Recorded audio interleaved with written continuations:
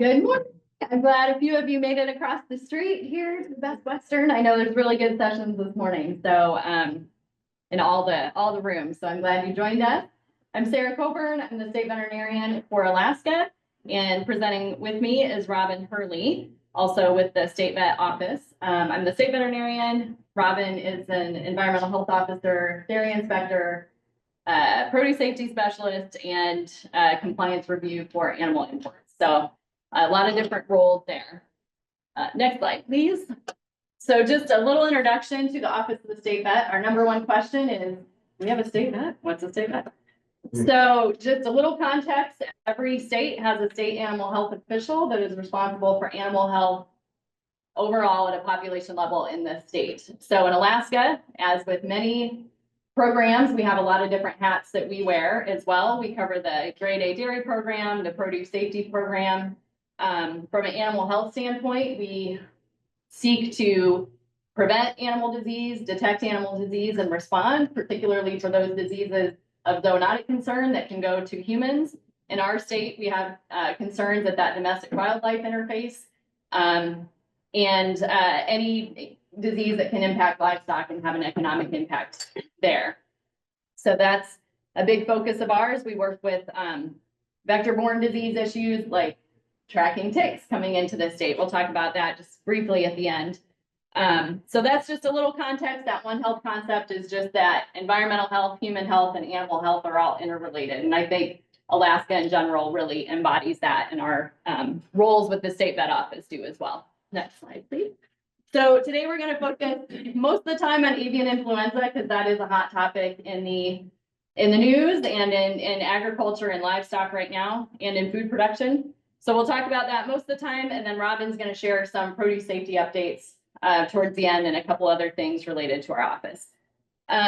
Avian influenza, has everybody heard of it? If you hadn't before, with the amount that has been in the news lately, I'm sure you have. So this, it's an RNA virus, and the relevance for that is just that it mutates very easily and reassorts very easily. So when you hear it in the news, the one we're concerned about right now is H5N1. So the virus has two main surface proteins that we use to distinguish different strains. The hemagglutinin, I actually made a mistake here. It should be the hemagglutinin actually has 16 different H's. So there's H1, H2, H3, all the way up to H16.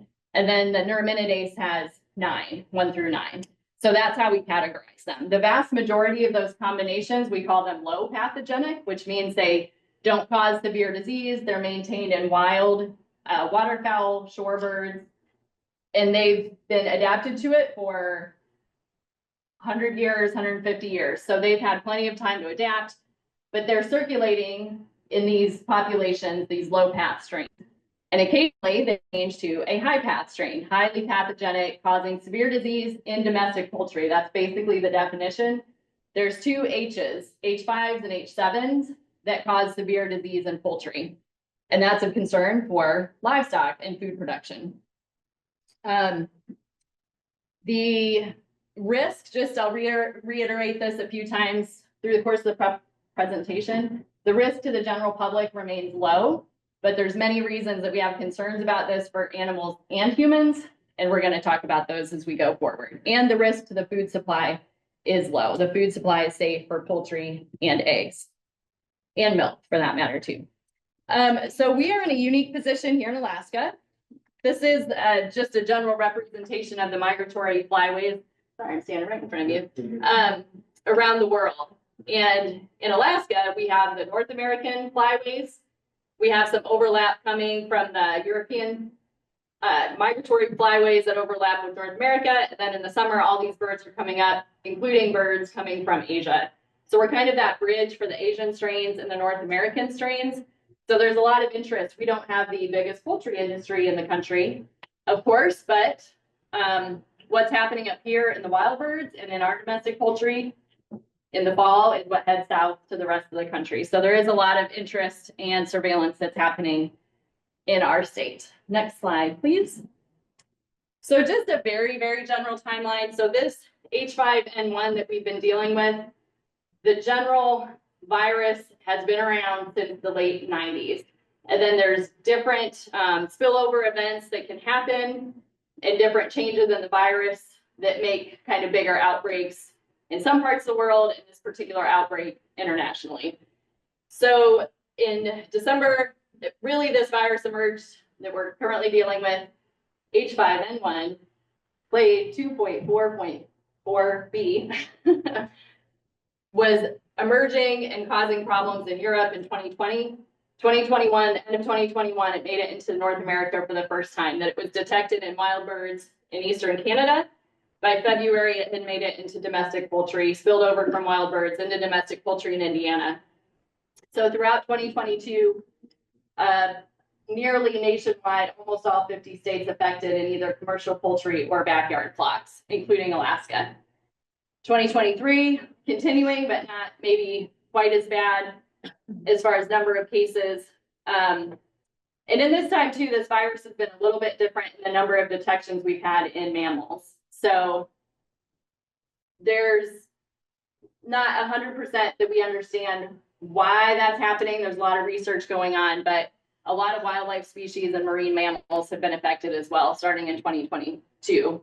And then in March 2024, there was kind of a big unusual event. There was some cattle in the Texas Panhandle that, you know, large animal vets working with them, and they have some decreased appetite, decreased milk production, test for all the normal things because every sick dairy cow, decreased milk production, decreased appetite. It took quite a while to figure out what was going on, but those cattle actually had avian influenza. So that's kind of shifted over the past year, trying to figure out how to address that issue. So we'll talk a little bit more about the signs we see in cattle, but that's kind of, this current outbreak has been going on in our country since 2022. Next slide, please. So the spread, just the more simplistic one, is on the left. Again, the wild birds are the reservoir. They, especially those low pathogenic strains, they carry them. Not a big deal. They tend to shed in their feces. And if you've ever been around, you know, University Lake in Anchorage, I'm sure you guys have lakes too, where birds coming through, geese, ducks, there's a lot of poop around those lakes and in the water. Tends to be dabbling ducks, so the ones that stay on the surface, also for that reason, they're on the surface, and the virus can really contaminate that environment. So that spillover happens, wild birds to poultry. That's what we've seen in the past. In our more recent situation, there's been a spillover to cows, and then from the cows in this situation too, it's gone back to poultry and to cats and to some humans. The one on the right is just a little more expansive of how broad this can go, where we have the waterfowl doing their thing. They've actually spread. We've had a lot of wild bird species as well that have been affected and have died over the last couple of years, particularly raptors that consume ducks, right? So which duck are you going to eat? The one that can't fly and can't walk very well. And other mid-sized carnivores like foxes and raccoons and possums, and even an ermine in Juneau last fall. So waterfowl to poultry, waterfowl to some other species that have also been affected, and then many, many wild mammals. We're not seeing spread human to human. We're not seeing efficient spread mammal to mammal at this point, but that is part of the concern moving forward. Next slide, please. So signs that we see in poultry: sudden death, and not sudden death of 1 out of 100. This is sudden death of 20 to 30 to 50% within 24 to 48 hours. We did have one flock of about 1,000 birds. That was our largest flock that was affected. First day it was, 10 or 20, which out of 1,000, that's concerning. But then the next day when it's 30, 50, 60, in that case, they had ducks, geese, chickens, and turkeys. By the time they called us, virtually all of the turkeys were dead. A handful of the ducks, because again, they're pretty well adapted to this, but there were ducks that were dying. The chickens, by the time we went, we're working with the farm, he quit taking the deads out of the cages because there were so many. And that was in the course of about 3 to 4 days. It is devastating, and it is, it's devastating for the owners to go through this. It's a devastating way for these poultry to die. Decreased water consumption. I put that because in the larger flocks, some of these commercial operations in the lower 48 have barns with 100,000 birds. They might have 1 million birds on the property. And some of those facilities in 2022, the first thing they saw, because they're dialed in, right? They know how many birds, they know how much feed, they know how much water, and the water consumption went down. And they said, hey, that's unusual. And then within 24 hours, they were starting to see mortalities.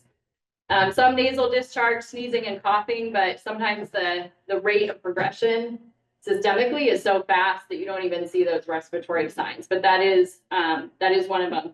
Stumbling and difficulty walking, so neurologic signs, that's more of what we're seeing in mammals. We'll talk about that a little bit more too, but those neurologic signs, some of the poultry, some of the ducks that were in the mixed operations that we had cases in, the chickens and turkeys were showing more of those respiratory signs. The ducks were showing more of the neurologic seizuring and difficulty walking. Diarrhea and lethargy, I'd say a little bit. Again, it progresses so fast that that's probably not the first thing you're going to see, but that is if it's a little more extended timeline. And then the blue discoloration of the Komen wattles, and that was one of the mortalities, but you can just see how dark and congested and blue, even on the shanks of the legs as well. And maybe some swelling and fluid in the head and legs as well. Next slide. In cattle, these were some of the initial cases in the Texas Panhandle from that initial spillover event. These were cows that were, adult cows well into milk, and the milk was like yellowy and thick, more of a colostrum consistency. And then obviously you can see how abnormal that is with the chunks of material that were precipitating out of the milk. Some nasal discharge, a little bit hard to see in these pictures, but again, not primarily respiratory.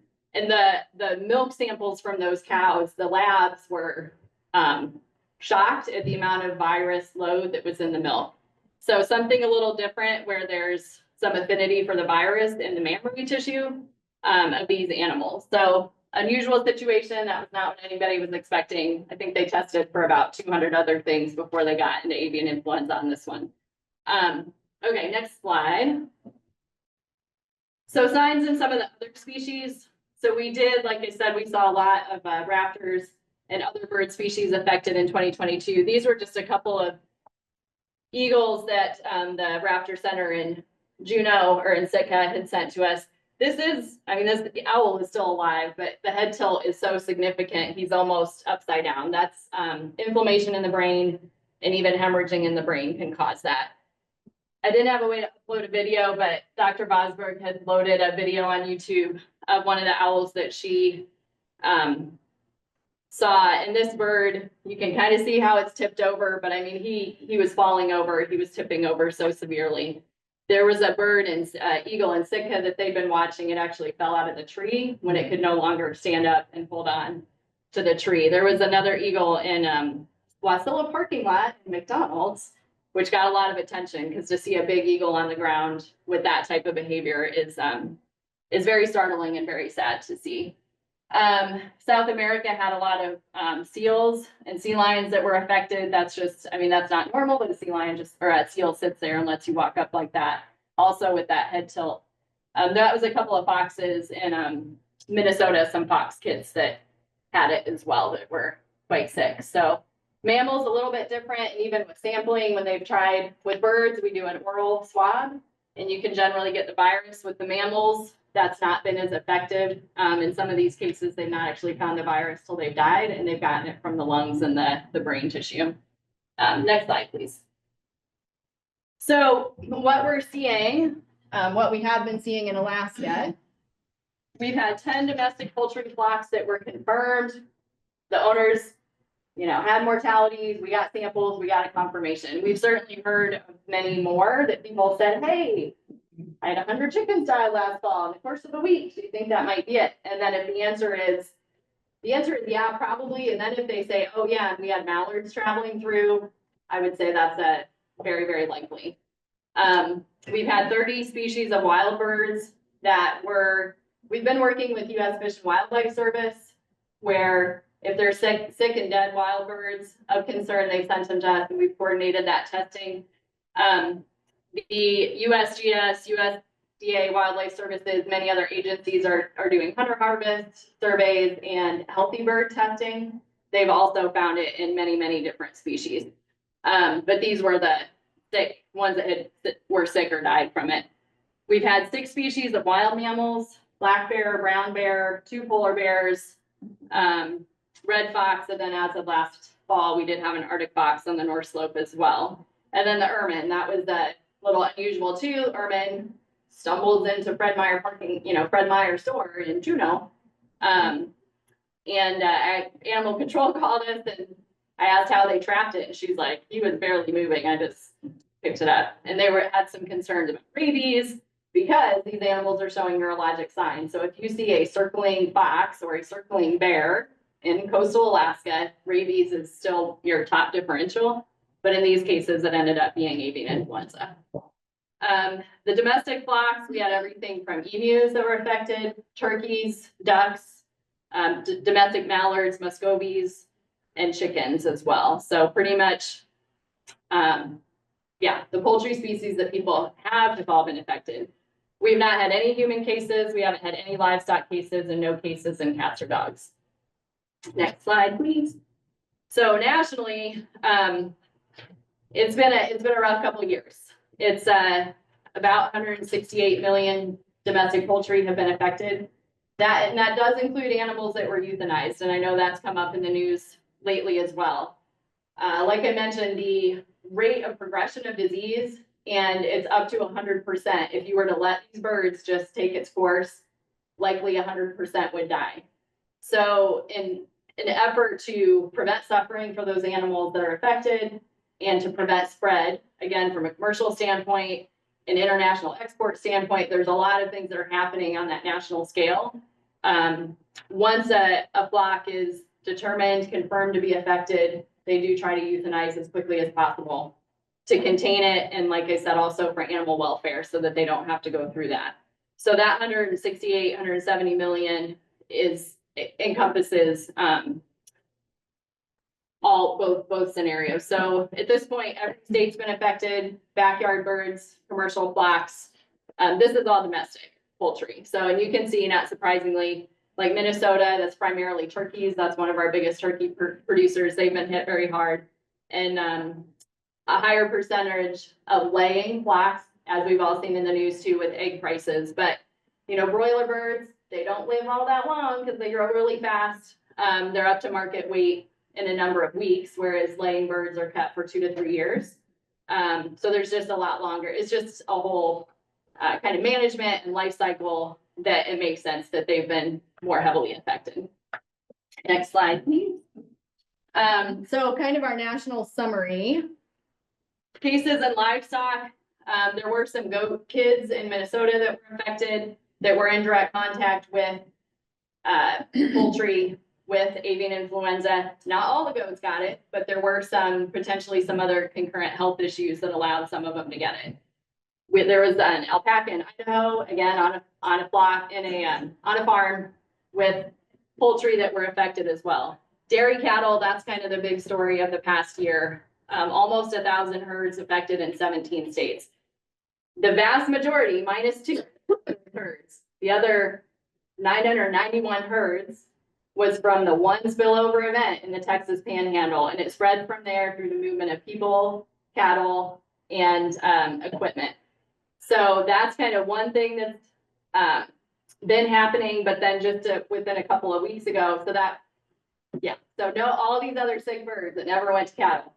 But then in Nevada and one other state, I think just recently, there were individual spillover events of a strain called D1.1. So it's different than the cattle strain that we dealt with in Texas that spread. The good thing with the D1.1 is it was limited to those 2 individual herds and has not spread further. But California's had a challenge now where the cattle herds that have gotten it have actually spread it back to neighboring poultry farms.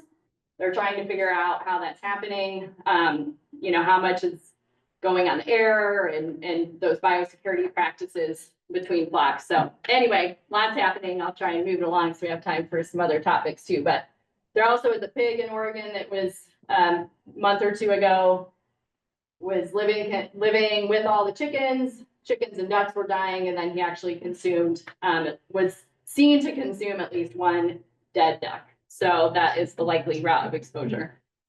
Just recently, there was a sheep that was detected in the UK, similarly in contact with sick birds. Cases in other species, in the United States, we have over 35 mammal species that have been affected, about 48 different species worldwide. In North America, we have about 170 wild bird species that have been affected. So this particular strain has really been behaved a little bit differently in how broadly it's impacted things. The other side of that is they're starting to do some serology studies in foxes and things, and there's many foxes that are exposed and don't have any problems with it. So it's not, it's not like wholesale destruction out there, but it is a virus, again, we want to watch because of its affinity to be able to affect many different species, including humans. So cases in humans in the United States, we've had about 70 cases. I think we're still at 70. 41 of those were cattle related from contact with infected milk or infected animals. 24 were poultry related. 2 were the other animals. I'm not quite sure what those were, and then 3 unknown exposures. The vast majority of these have been mild signs.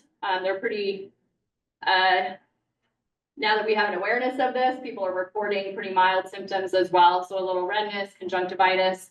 There was one mortality in a person with some pretty severe health complications who also handled his sick and dead backyard poultry. Next slide, please. So national response in dairy cattle, there's required pre-movement testing now of cattle for interstate movement. There's a national milk testing strategy for the lower 48. So Hawaii and Alaska were unique for lots of reasons, but it's not easy to get cattle up here, and they have to go through another country in Canada. So we actually are part of that, but that's what's happening nationally. Bulk milk tested primarily. And then there's kind of a state level response if any detections are found on how they want to do that and then show that they're free of the virus in their state. Many, many studies right now with dairy products, meat products, lots of testing going on, all indicating that the food supply is still safe, pasteurization kills the virus, but lots of studies continuing. Next slide, please. So we are continuing to support poultry producers. If people have birds that die for any reason, even if they don't suspect that it's avian influenza, we are able to do necropsies for free at our office. Often it's really just helpful for people to know what happened or to have an idea if there's something contagious in their flock. So we are happy to do that. Still coordinating with many agencies in Alaska to test wild birds and domestic birds. Again, we're focused on prevention, detection, and responding appropriately to protect other species, protect people, and protect neighboring flocks. Next slide, please. That didn't come out very well, but risk to humans is very low.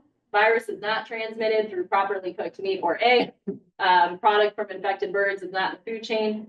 For hunters, there's a focus on sanitation and hygiene, only consuming healthy birds. So if somebody calls us and says, hey, I've been hunting for 30 years and I've never seen this, do you think I should eat it? My answer is generally no. If you've never seen whatever you see in the liver or the kidney, don't eat it.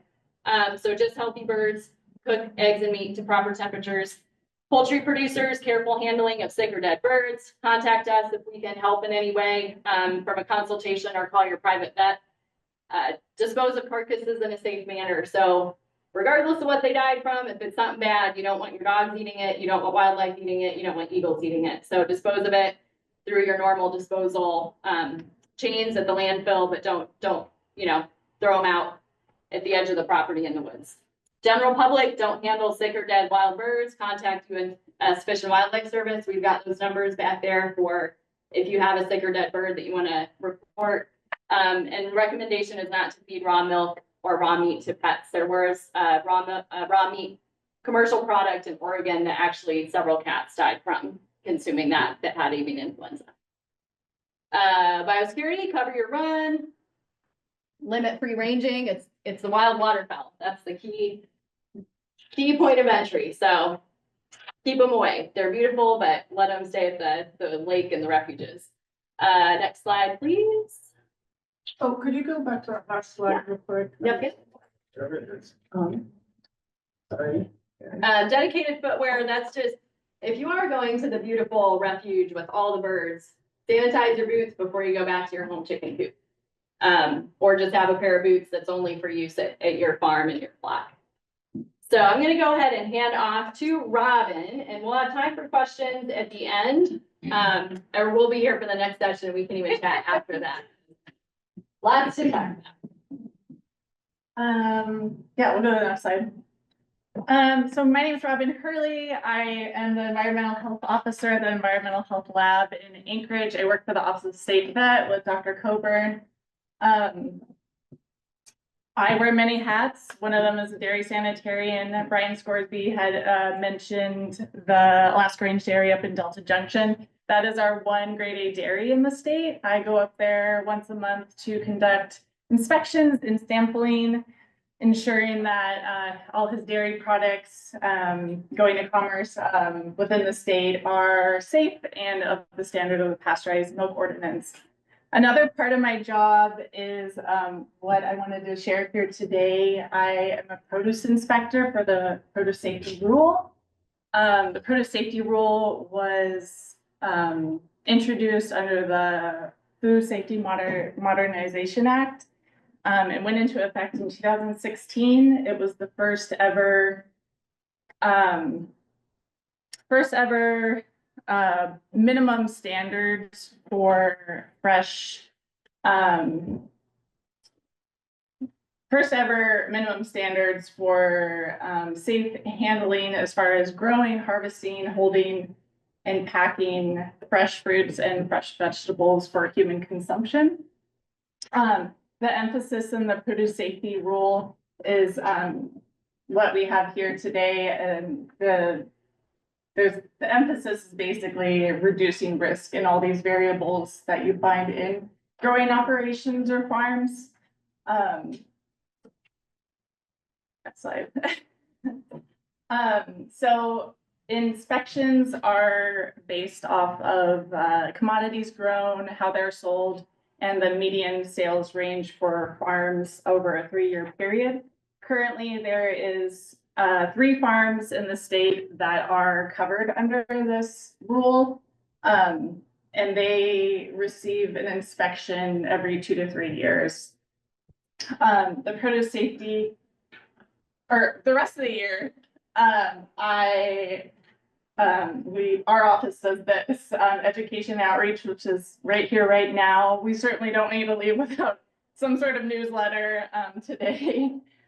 Grower trainings, educational farm visits. I do love going to growing operations without a regulatory agenda and just seeing the creativity on farms, and so long as they're open to enhancing their growing operations as far as farm food safety. Technical assistance, we do work closely with cooperative extension. Sarah Lewis is presenting in the main building right now, but she's one of our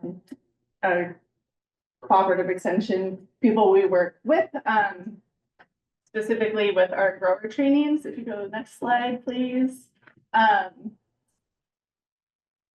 We offer grower trainings that familiarize all growers with the produce safety rule. If you were a covered farm, this would be a requirement, but in our state, we have it open and at no charge for all growers. We do have 2 upcoming trainings. Dr. Coburn and I will be in Palmer next Thursday to do an in-person 1-day training. And then we have a virtual 2-day course at the end of April. So if you are interested in that, please don't leave today without asking about it. Next slide. How many of you know that there's ticks in Alaska? Not everyone raised their hand. We have found, I think 11 species total in our state. Of non-native. Non-native, yeah. There's 6 that are here, rabbits and bulls, and some bird ticks, but we've had 11 that have, only 2 of those appear to be getting established, but we certainly want to keep an eye on what's making it up into the state. We have a submit a tick program. Do you want to speak on that? Yeah, if anybody, if you find one, yourself, your dog, on a deer, on a bull, send it in. You can just stick it. It can be an old pill vial. It can be something protective. The ones that come in Ziploc bags sometimes get pushed in the mail. So yeah, just stick it, send it in, or you can drop it off at the Fish and Game office or at the veterinarian's office, and they will get it to us. The information, if you want to know the species that it is, includes some contact information, and then the other key piece of information is travel in the past 2 weeks, because that's part of what we're trying to see is the ones, are they coming in? We've had, people show up from Germany and they find a tick when they get here. So trying to make that correlation as well. But yeah, we love it. You submit them, and I think we are at the end of our time. You can go to the next slide. So much I'd love to share. So our website is there. We do have a lot of avian influenza information. There's a whole submit a tick page, and we'll get some of the publications that have come out about that loaded. Just our other staff that you might interact with at our office. And yeah, happy to chat. I know we are right on time, so go ahead. You can switch over to the other. I don't know if we have time while the next presenter is getting ready. If there's any questions at the moment, but I have a couple of questions. So, we live, in, relatively remote area, a coastal area with a lot of forested surroundings, a lot of wildlife. And, my daughter is demanding that we get chickens. Is this a bad year? I mean, can I say no to her? looking for support because you want to. I think, if you do, like I said, my main recommendation is have them contained in some way, have them covered in some way, and prevent contact with wild dogs. That's and the ones that seem more susceptible are the ones with chickens and ducks, the domestic ducks, wandering duck, right? They go to the next door pond, and that's where the birds are coming in. So definitely there's ways to take precautions, but it's something to be aware of. The other question, we have a lot of, of course, wild squirrels around us, and they are infested with ticks. And so, is there anything we can do for them? There's not, unfortunately, yeah. It's like I said, if your dog is an older one and you want to send some in, feel free. But yeah, unfortunately, there's not much you can do to intervene. We can't capture. Thank y'all so much. I really appreciate it. And so now sex is our next presenter. I'm so sorry. Fabulous. I will hand it over to y'all. So we have a couple of people that also may be on Zoom. Is that going to be possible to? That will absolutely be possible. I can pin them so that the virtual folks can see, and then I can also have them like sort of a floating head if you would like. That would be great. Sure. Good morning, Pinsara Chronic and Schwing here, please. Hey, good morning. Good morning, Joy. Thank you, Ellen.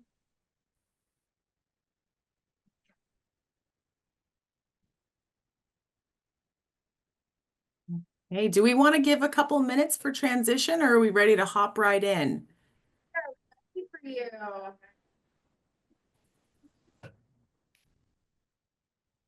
Sorry, I didn't hear what. Couple minutes, are we ready? Oh, ready, go for it. Sir. Okay, awesome. I can't quite see who's in the room. Is it the two of you right now? I'm trying to have a look-see. Oh, there's more. Oh, Sorry. the online people joining now. I see that. That's cool. Okay, okay. Can you guys hear me okay? Yes. It'll follow the people speaking. So if one of you wants to speak, then she'll see you. Hi, Sarah. It's me, Ian. I'm here. Hello, Ian. Good morning. Yes. Yeah. All right, great to see you guys. Well, I wanted to start because it's early and I don't know how many cups of coffee we've had yet, with a little bit of story time. And this is a book that was written last century, which is a funny thing to say. I'm not going to tell you what book it is because I want you guys to perhaps guess.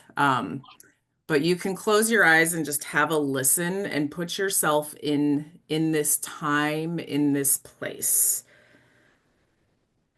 Your eyes are open, I can tell.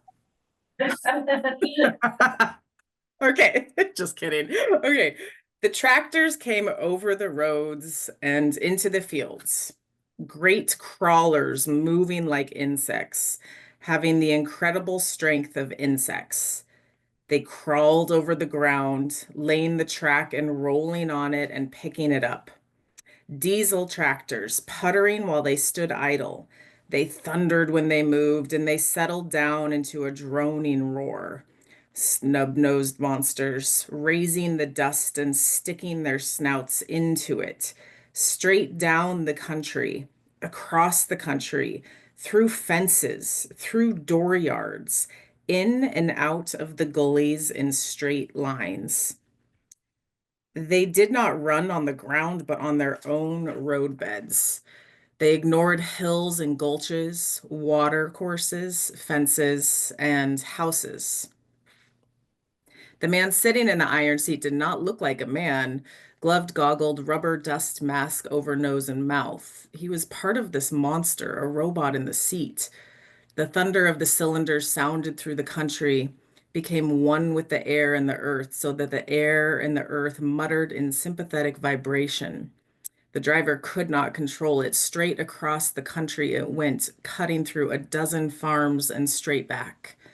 A twitch at the controls could swerve the cat, but the driver's hands could not twitch because the monster that built the tractor, the monster that sent the tractor out, had somehow got into the driver's hands, into his brain and muscle, and had goggled him and muzzled him, goggled his mind, muzzled his speech, goggled his perception, muzzled his protest.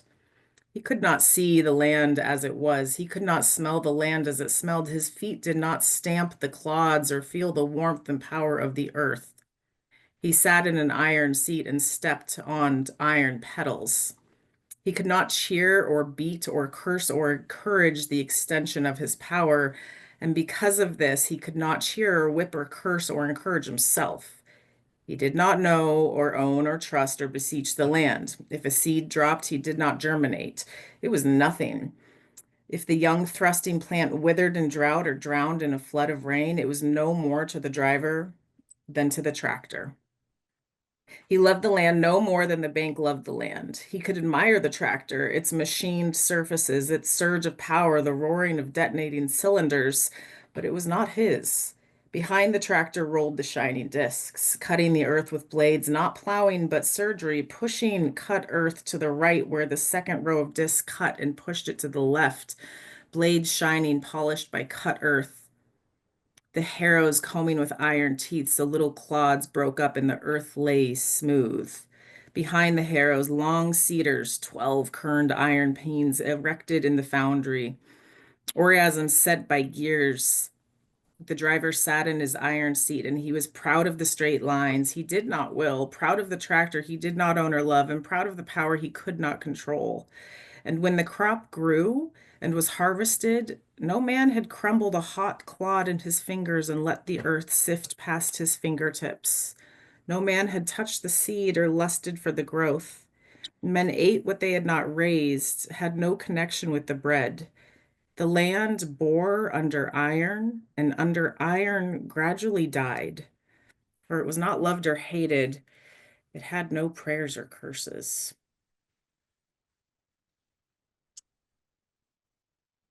So that is a wee little piece.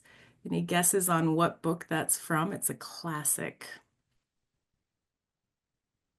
Praise for rap. Nice. Was that Ian? No, it's a better fella. Praise for rap. You are correct. It's from The Grapes of Wrath, written by John Steinbeck. Intended to center you in the time of the Dust Bowl, of the real feeling of what was happening to the land. And you can see here in this picture, well, what do you see in this picture? What do you notice? What is going on? Feel free to shout out. What do you notice? Yeah, dust storm. Dust storm. Dust storm. Do they look comfortable? They're on the move.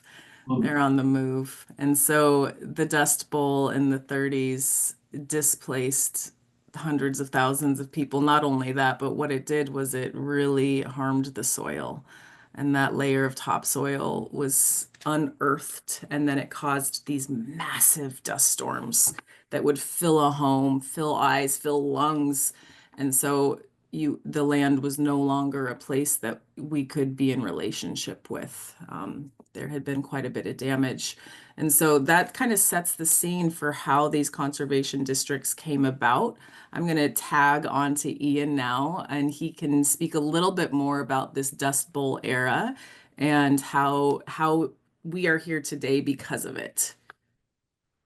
So when I see this picture, I see my great grandfather and my grandmother.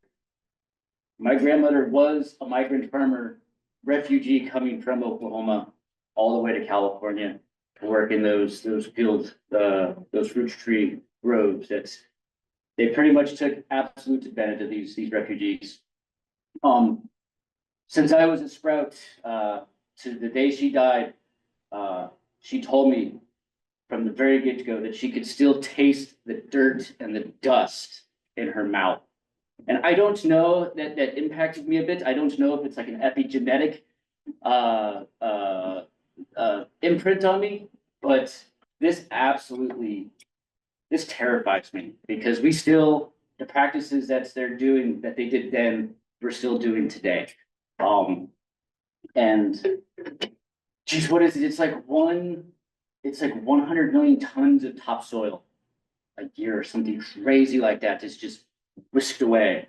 And the districts were born out of the Dust Bowl era, for what is now NRCS, was born out of NRCS as needing to have grassroots organizations on the ground in communities that are suffering from land issues.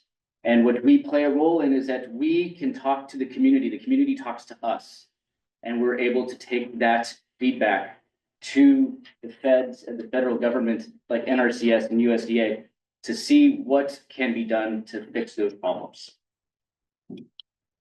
Was that a good one there? So, I don't know how much anybody knows about districts, but we have lots of different programs. A lot of them are connected to NRCS, the Natural Resource Conservation Service. And as NRCS has identified what they often call resource concerns, a dust bowl, a serious resource concern, right? When all of your soil is leaving, they have resource concerns that they address with landowners. And most commonly that's farmers, right? So as we're communicating on the local level, one of our biggest programs we end up working in is agriculture. So have a strong focus that has shifted to soil health, regenerative agriculture, and those kind of topics. So real quickly before we move on, I want to introduce Sarah Cronick, who is on the screen here and told us that lovely story from the Grapes of Wrath. She's the Anchorage Soil and Water Conservation District Manager. My name is Ian Zacher. I work for the Kodiak Soil and Water Conservation District as their agriculture coordinator. I'm Kyra Wagner. I'm the district manager of Homer Soil and Water. Kaylee Eller with Tyonek Tribal Conservation District, and I oversee all of our community agriculture and food security.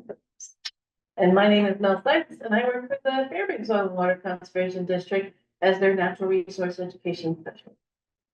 So as you can see, we are all over the state. Could you forward a slide? I do believe we have a map. Yes.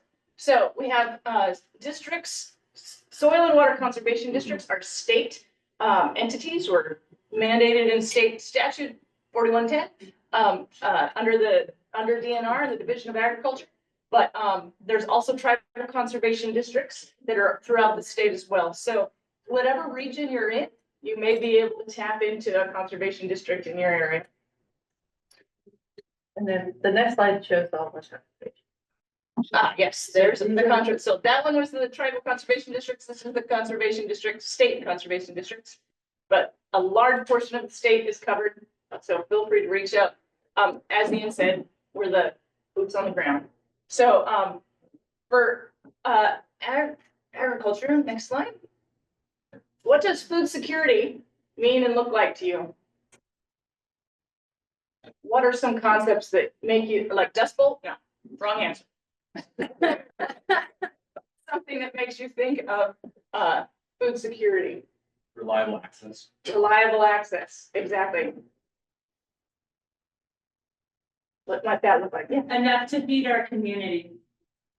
thank you. Yes, enough to feed our community. My pantry and freezer full. Exactly, full pantry and freezer. Yeah, those are the kinds of things that we want to get people thinking about. What does that look like in your community? How do you do that? So each district has different programs. So we're gonna run around the room real quick and just popcorn some of the different things that are happening around the state. No? So Fairbanks, we were the biggest district up there. We cover a lot and we tend to cover a lot of the North Slope as well, because they don't really have a district up there than the tribal conservation district. But our goal is to help people to learn how to grow their food. So we do a lot of education with not only helping people who are growing with soil testing, but we also run workshops for people to learn how to do some of those types of productions that we think can help provide food security year round, including hydroponics. So we've been doing a lot of work with hydroponics up in Fairbanks, trying to find simple systems that are easy to manage for people to be able to grow their own food year round indoors. But we also support our farmers in a lot of different ways, where we provide help with conservation plans, figuring out how to do their farming or gardening, whatever they are looking at, and also connecting them to resources for grants and programs through NRCS, who is upstairs in our building. But we do a lot of work with food security in that we had a 4-year grant to increase farmers in our community recently. We got a grant through the Community Food Project grant, and we're trying to keep that going, because for us, food security comes in more people growing and being at the farmers market and providing the food that's good. So we've been working really hard to train new farmers, connect those new farmers with mentors and established farmers. So those are small bits of what we get to do. So Tyonek Tribal Conservation District, all tribal conservation districts are formed as a partnership between the tribe and the USDA. So TTCD was the first tribal conservation district in the state, and we're a partnership between the tribe, the corporation, and the USDA. And so our district was designated by the Native Village of Tyonek to reflect the traditional subsistence hunting territory. So those are the resources that we're overseeing. So a lot of our agriculture programming is more, is direct to the community of Tyonek. We have a 1-acre diverse vegetable community farm in Tyonek with a garden club, hydroponics in the school, agricultural trainings with youth and adults and technical assistance to other communities, as well as on-farm research. And we employ as many youth in the community as we can, primarily on the farm. But we also provide them opportunities to do other types of conservation work with invasive species. And one of our other primary programs outside of agriculture is fish passage and monitoring salmon habitat. So we also give them opportunities to do that type of work. So beyond TTCD, we were the first in the state. There are now more than 20. I don't have an exact number, but there are a lot of tribal conservation districts in the state, and all of them are doing different kinds of work.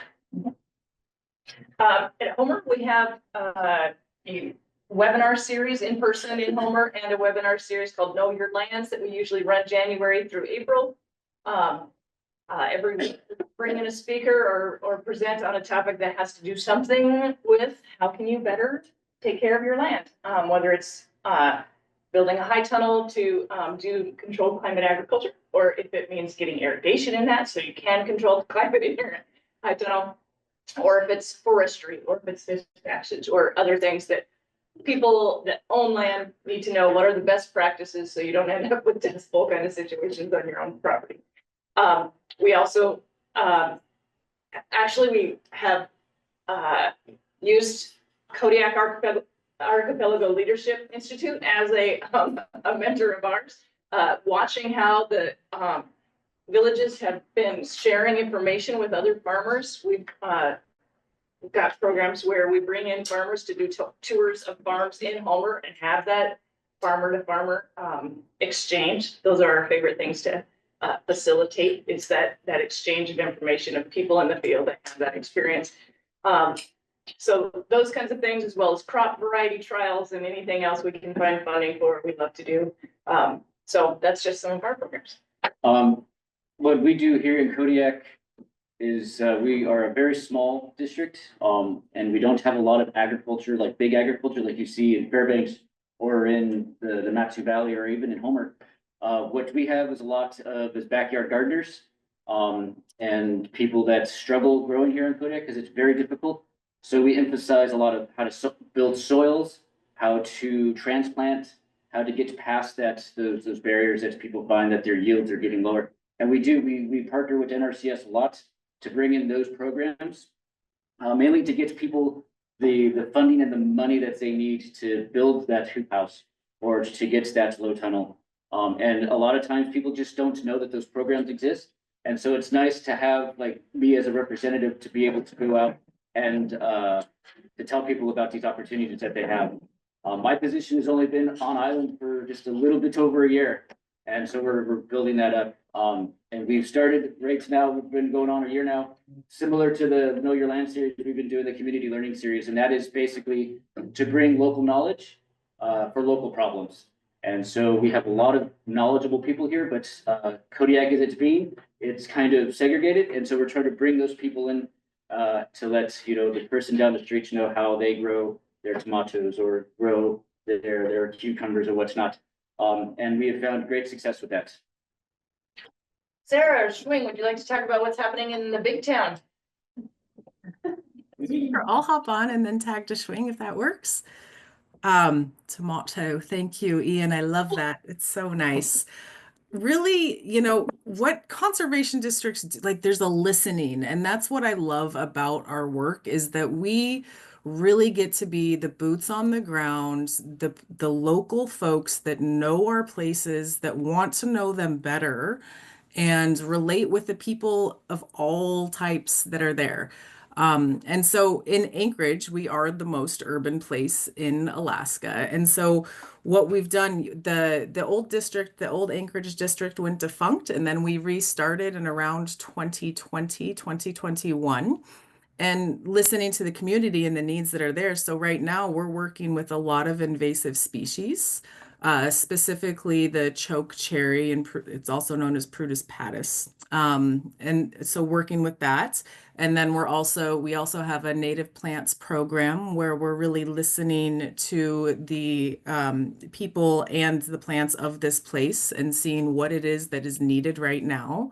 And then we also have an urban agriculture program, which Schwing can speak to. It's her program, but it's a really exciting little niche that we have here in this different climate than most places in the world, and really getting to be innovative. And this is what I love about this conference too, is that you just get to meet all these people and get so excited about the things that are going on. So Schwing, talk about urban ag. Thank you for the pass. Yes, I am working for urban agriculture. And in the agriculture, in the limited space area inside of Anchorage means including hydroponics, backyard gardener, the same as a Kodiak team. We sometimes run across to some problems that we got over to, like building and zoning codes, anything that, hey, we have space in Alaska, right? Well, not in the center of Anchorage. It's hard to get a land sometime and not less than an acre, and easy to be dismissed and not recognized as a farmer. But there are farmers here in town too. There's orchards too. So including that, and also encouraging the next generation to learn more about the food what we eat. And this is a good chance to talk about the next program, isn't it? So I'm gonna give it pass to Mel. Next slide, please. Okay. So one of my office, because I went first and I know a bunch of stuff that we do. Yeah. It's all good. One of the bigger programs out of the Fairbanks office that we work on is, we call it Habitat Department, and they deal with primarily invasive species.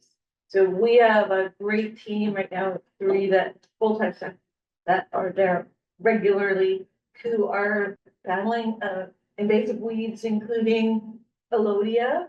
And we are working with Pernistatus as well. But Alodia is our big one. We get a lot of funding for Alodia through Fish and Wildlife, because Alodia it clogs up our streams where salmon are spawning. So we have been spending a lot of energy and time getting rid of Alodia, which is this fuzzy weed that can reproduce. It'll overwinter, and it can reproduce by a very small amount. So, but there's plenty of them. Who here has ever been affected by invasive weeds in their yard? So what's the most annoying invasive species you deal with? Raise your hand and shout it. Purple vetch, some bird vetch. We have bird vetch in Fairbanks, covers so many things. It chokes out lots of native plants, which is horrifying. There's no easy way to get rid of it, unfortunately, and that's the harder part. Anybody else? Invasive weed in the back? No. No. Oh, God. Hawkweed, right, the orange hawkweed, which has been, I guess you guys have. Kodiak, yeah, Kodiak is a prime ground zero for hawkweed. Yep. Anybody else? Other ones that? Oxeye daisy. Up in Fairbanks, we have white sweet clover, which is the one that they use that, and then it just is like right along the roadside, and there's thousands and thousands of seeds in each plant. And they just speed them out all of it. They get to be like this tall, thousands of seeds, and we've been trying to work on that as well. But we are also working with folks to learn different ways of prevention. And I know if you guys want to talk a little bit about some of the things that you do, like when it comes to bird vetch is manageable if you get the plants early before they start going to flower. So in my yard, I just get out, as soon as things start coming up, I find all the bird vetch, get a small yard. I have a big field, but for me, that works. I just pluck all the plants as I see them, and then I end up with less of an issue. But these are things we've been trying to teach homeowners. One of the things we also tell them is, whatever you do, don't burn one with seeds, because it actually scarifies them and makes them more able to spread, which is, people just want to burn it, throw it in there, or put it in their compost pile. That's also a really bad idea. Bag it and throw it into the dump, which is the better thing to do. Small, simple things. You guys want to talk about your invasive weed? Yeah, the main thing we also deal with is Alodia, an aquatic invasive species. We do a lot of work in fish habitat, and the main thing that we're doing right now, we're working with, there are multiple Alodia task force groups in the South Central region. And one of the main things we're focusing on in the near future is a lot of public education, particularly around Big Lake and some of the surrounding lakes, especially with our floatplains, where those floatplains are transporting Alodia across lake systems, and really trying to get people to identify and register where they're seeing that Alodia so we can go target that.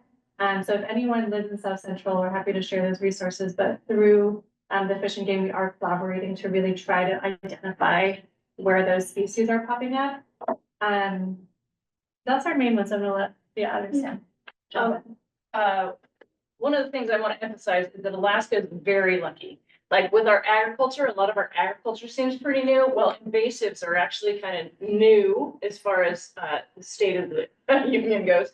In the lower 48, there's just control methods are all you can do at some points because it's endemic. But in Alaska, we have the joy of being able to forecast. Oh, we don't want that one, and it's coming, it's here. So early detection, rapid response. By the time people realize something is a problem, it's usually too late. So we spend a lot of time looking for things, trying to spot them, and it doesn't always land like a district can't do it by themselves. Nobody can do it by themselves. It's way too big. So one of our biggest focuses at Homer is that we are the backbone organization that supports the cooperative invasive species management area. So that's a collaboration with all kinds of large scale landowners, like federal landowners, state landowners, state parks, the wildlife refuge, things like that, but also the Homer Electric Association and all of these other really great vectors of invasive weeds. And so getting everybody together to prioritize what the species are and address them in unison. So we're focusing on Alodia. There's a huge infestation in Chugach National Forest right now, at a big popular floatplain lake. So boom, get it right as fast as you can. We have like 400 sites on the Kenai Peninsula that we monitor and treat every year. So getting DOT permits, getting all of those things taken care of, that's a lot of the background organization that we do with that. Yeah, early detection, rapid response. And before I say anything, I just want to make sure that Blight Brown over there, who's our acting district manager, has been in the trenches on this for years, for decades, trying to keep Kodiak free of as many invasive species as possible. And doing a grand job at it as well.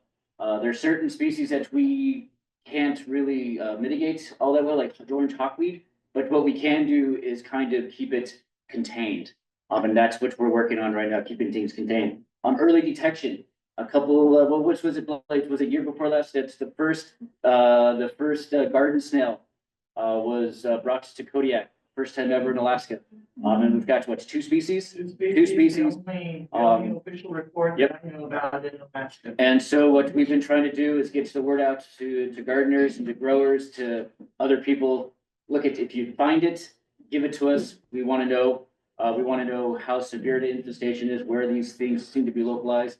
And be able to hop on it, because a snail can lay 1 million eggs, and it would be almost impossible to get rid of them once we have them. So having that's on the boots ground, like going to people's houses, looking for these things, looking in weeds, getting the growers that know, to get to the growers that don't know that information, where to go, come to us. We can figure that out. Yeah.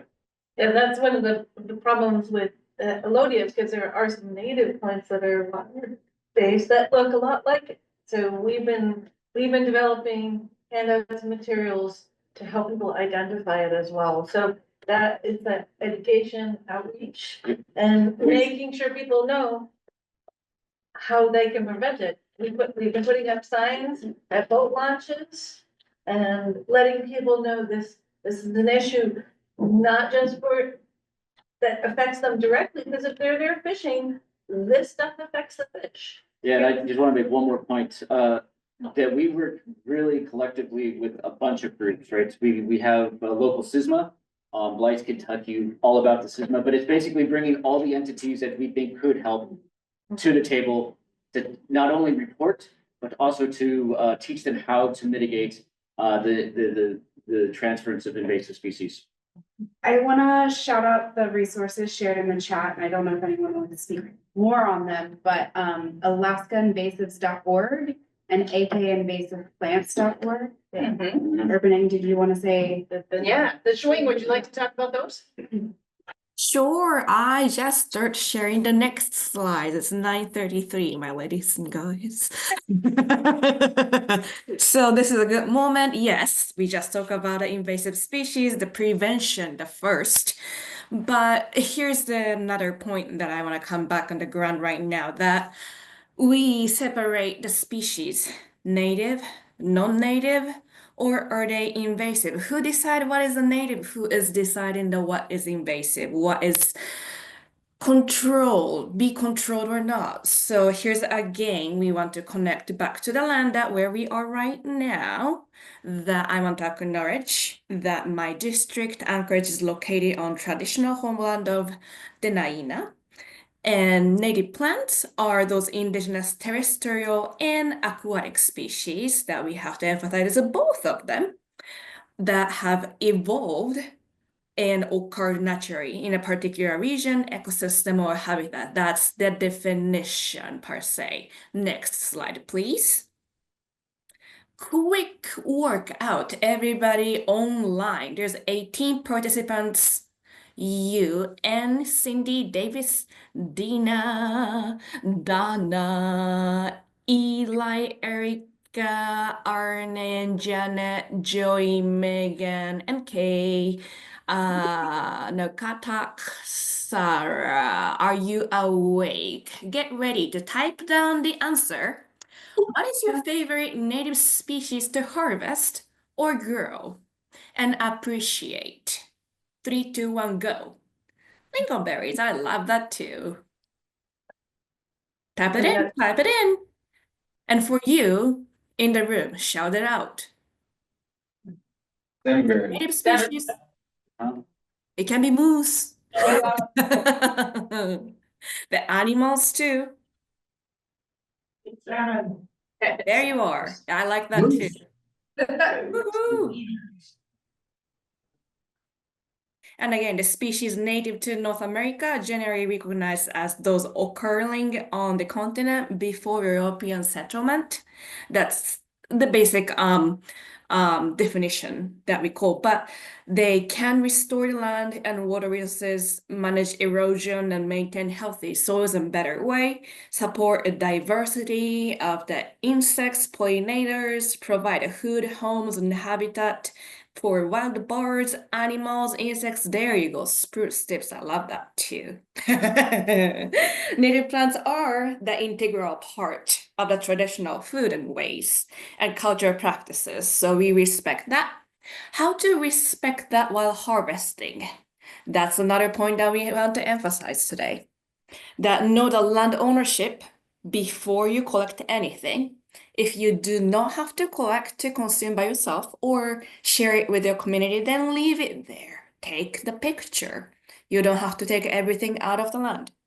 Learn about the collection location, quantity limitation, and is it threatened or endangered species? Be respectful and then mindful. That's the one message right before 9:36 right now. We are going to the next slide, please. Well, And of course, everything we talked about today is about advocacy, public education. Yes, that is one of our specialty as a districts. And Mel, I'll pass it to you. You wanted to say. Do you want to talk about native plant programs, what Fairbanks does? Yeah, so, for us right now, we've just recently received a grant to do a native plant nursery at one of our old farms and teaching some other folks through developing some curriculum along with our trials in this field is, you know, we have this big plot of land that used to be farmland. They've been haying it for years. Can we grow native species in there to help people have them amalgamated? There is a tradition on how you're collecting native plants, but can you grow them like you do other crops? Yes, you can. So we're working on developing a native plant nursery and all of the curriculum that goes with that starting this summer. And thankfully, all that funding got released just a couple weeks ago. So we're moving forward with it. Yay! So that's one thing that we are doing. We also do a number of education programs on processing native plants with people. So we've done a few classes on canning and making jams and jellies and all that kind of stuff. So people really enjoy that part when we do those classes. Yeah, really quickly, we utilize a lot of native plants in our habitat restoration programs. We're on a mission to replace many fish passage barriers and expanding culverts to be fish-friendly passageways. And those require a lot of restoration around that site. Last year, we installed the largest fish passage culvert in the state, 46-foot culvert. And there's a lot of native plant restoration that's involved in restoring that site. So we would love to be able to produce more of our own native plants, but being off the road system, we probably will have to do this rate and really depend on these other regions that are doing more production of native plants. Yeah, can I say that? Because that's one of the things that we do too is stream link restoration projects. And we've been working with a lot of our landowners to not only help them with figuring out how to maintain that nice vegetative piece by the river even though they want to see the river, that river every year will eat away at their land and they still have to pay on the land that was there for taxes. They don't realize this sometimes. So we've been working with a lot of landowners on shoring up the land, doing really tried and true restoration pieces with native plants, and we get native plants from some of our local construction groups that will respectfully harvest the willows that we use a lot for that, so. And you may have picked up on this, but I'd like to point out that this is all connected, right? So like we originally at Homerson Illinois, our native plants program is pretty new, but I thought we were getting into it for restoration purposes. And yet, when we started working with people, they wanted to grow salmon berries and they want, so the native plants had started melding into food production. And then we started realizing we don't have the capacity to build a nursery big enough to do some of the restoration projects. So now we're working with farmers to see if they can grow enough for a market to supply seed to the plant material center and those kinds of things. So, it does end up all becoming connected in a wonderful Alaskan way. We here in the district as well, are starting up a native plants nursery. We've got stuff sprouting already, so we're gonna be potting up and having something to provide for people. It started out, as maybe something that we can provide growers to grow instead of something invasive or something that's not native. We can offer that, pretty flowers for them to plant in their native garden. But then it kind of turned into like, we can supply, when we do have big fish passage, we can supply the construction of, people with those plants to repatriate those scarred lands, so they're not out there spraying the turf grass that we don't like. So. And that's what I've discovered is that everybody on my team that works in the invasive plants team, their real motivation is that they want to preserve the native plants. And so I have some major native plant gurus and nerds, I'll just call them nerds. Yeah, we have a bunch of folks that are really for that, because it all comes back down to also protecting the salmon, also protecting the habitats that we have in Alaska. So we jumped into.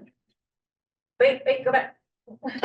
Sorry, I heard jump. So we all do education in various ways, whether it's sitting down with a farmer or sitting in front of a classroom and working with them on a project that helps them to learn about their natural resources.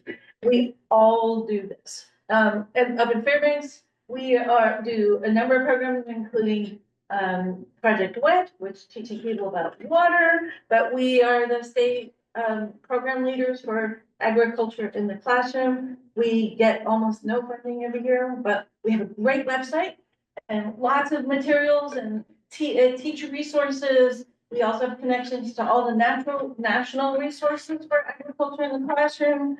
And like I said, over the last 4 years, we've been doing the farmer training, and we're trying to keep that going. We've been writing grants for months now, trying to get more money to keep it going. We'll figure out how to do it, but there's a lot that goes on in the other districts, so you guys could see just a couple things. Yeah, I'll be quick again. Tyonek Grown has kind of become an umbrella of programs that are primarily focused around education. We have a 1 acre community garden, but that operation employs as many youth as we can between the ages of 14 to 18 every year, typically around 5 to 7. We also do a lot of education with the school. We do a lot of collaborations with other communities. We take our youth. We take them several times up to Calypso Farm and Ecology Center in Fairbanks. We try to take them to other farms in Palmer and elsewhere to do trainings and see what other operations look like.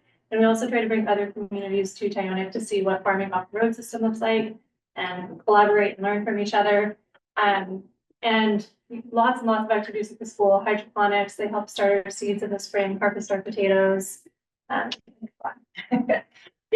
I forgot, one of our biggest education programs is actually our soil testing program. Everybody brings their soils in and then they can get recommendations directly from our staff to talk about what kind of fertility they want to achieve with their soils. So I just encourage everybody to check out the website of whoever is your closest district, or reach out to the districts individually. Go ahead and jump. And we have lots of districts around the state that can help you out in various ways. Next. So you can take pictures if you want to scan it. I also passed out a paper with all the codes on there. Perfect. Any questions?